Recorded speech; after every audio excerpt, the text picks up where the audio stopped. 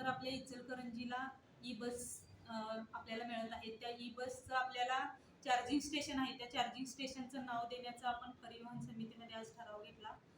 Charging स्टेशनला आपण नाव देतोय छत्रपती संभाजी महाराज चार्जिंग स्टेशन.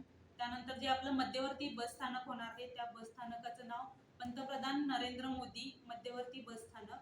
आणि आपली जी बस येणार आहे ई बस, त्यासाठी आपण वस्त्रपरी असं बसचं नाव सुचवलेलं आहे आणि आपल्या समितीनं त्यावर ठराव दिलेला आहे.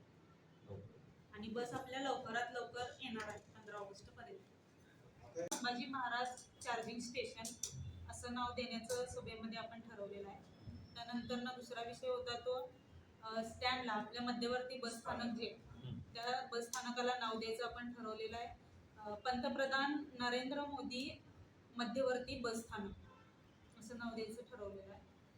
त्यानंतर तिसरा विषय होता तो आपल्या बसला पीएमई बसला नाव द्यायचं वस्त्रपरी. पीएमई बस वस्त्रपरी.